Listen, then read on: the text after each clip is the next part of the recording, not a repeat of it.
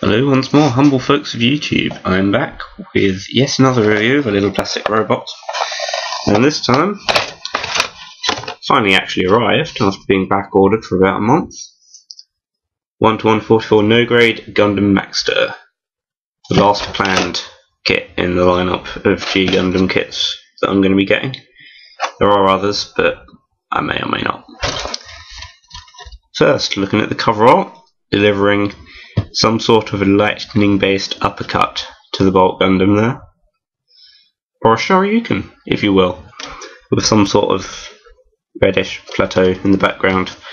I've a feeling that's supposed to be somewhere specific, but I can't recognise it. If you do, let me know.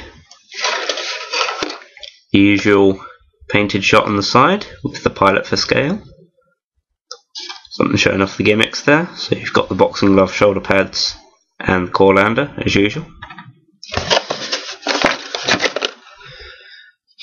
The Shining Gundam, Dragon Gundam and Gundam Rose on the side. Usual pictures on the front, top and bottom rather. Yeah, I'm not entirely with it today, so please excuse me if I get stuff wrong more than usual. A shot of the painted kit showing off the boxing glove shoulders. Queen the Spade. This is Chibbity Crockett, the pilot, who has the amusing title of Queen of Spades. I recall he wasn't entirely pleased about that in the anime either, but hey, that's what you get for having blue hair with a pink fringe, I guess. More painted shots showing off the gimmicks, and the back and the front, and the core lander, and his little beam pistols that he can use, if you see that. Anime style art. The statistic hexagon there, if you're particularly bothered about that, and you think the show's people are particularly bothered about that. They just have strengths and weaknesses as the plot demands, we all know that. The usual instructions, just 3 pages. That'll go together really quickly. Okay. Foil stickers this time. Nice and shiny. So we've got 4 gold stripes there, which will be going on the shoulders. A couple of little extra gold details. Green gem of some kind. Faceplate. Queen of Spades logo, and the eyes, fairly standard by now. The usual polycap tree. This is what it looks like full. The little fists, the little hip armour thing, bunch of other joints, and the neck. First, the A plate, or rather the first half of the A plate. We've got pure white. Unlike the other members of the Shuffle Alliance, with they all had either a slightly blue tinted or a slightly grey tinted white, but this is actually pure white, like on the Devil Gundam. Bright fire truck red here. So you can see with the American one they're going for the bright primary colours, and this continues with the blue. It's a very, like the red, it's a very bright in your face blue. Bright white. Grey for some of the mechanical parts and the pistols. I thought, looking at shots of this, that the pistol handles would at least unfold, but no. You get 2 folded pistols and 1 unfolded pistol. That's what you'd expect from a no grade, really. An extra little frame of white.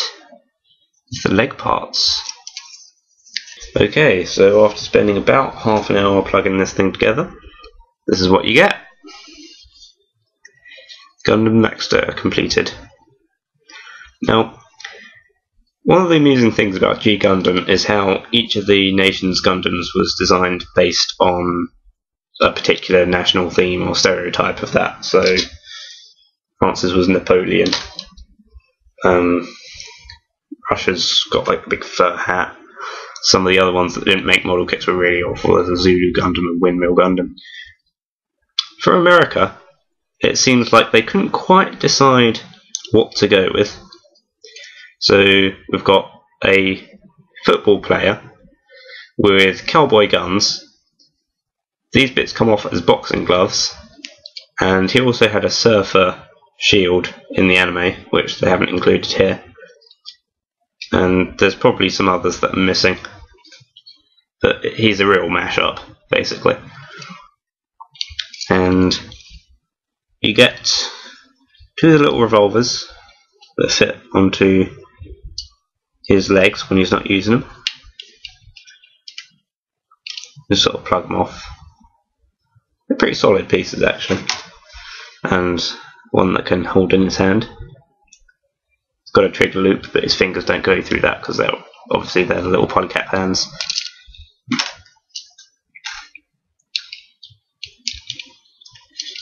His head with his little football player helmet. I'll move around all the way.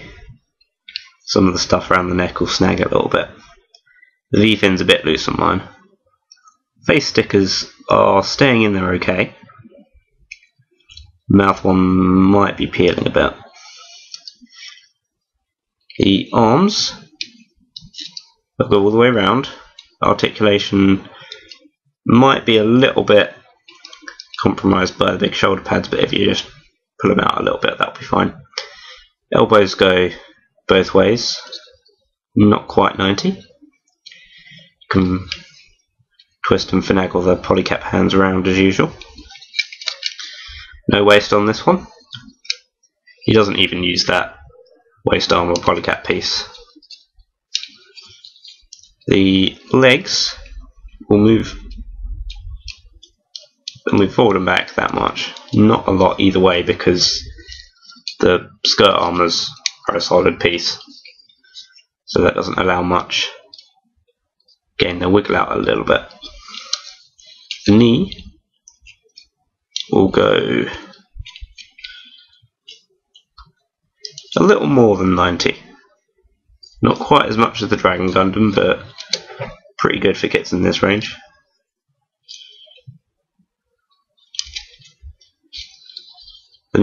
The foot rather. Point downwards. Wiggle. Go side to side a bit. Move around. Shouldn't have much problems standing him in a pose because they're pretty solid. They'll stay on the ground well. As with the other kits in this range, it's got a textured piece. It's on the chest this time. Core lander. In there quite solid, despite the lack of pegs. It's unfortunate that you'll have to paint it, because any paint on the cockpit is going to get scraped as hell by plugging that in and out.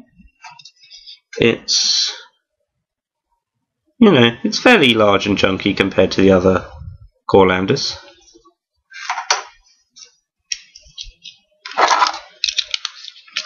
Now the gimmick of this kit is the boxing gloves.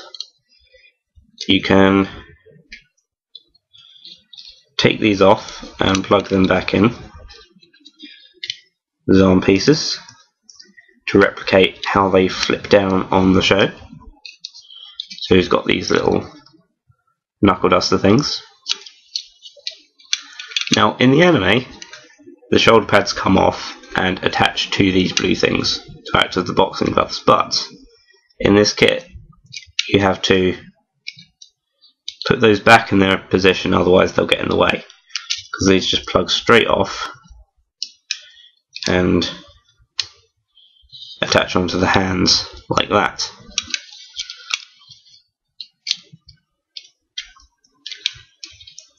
There are little tiny pegs that hold them in place on the shoulders,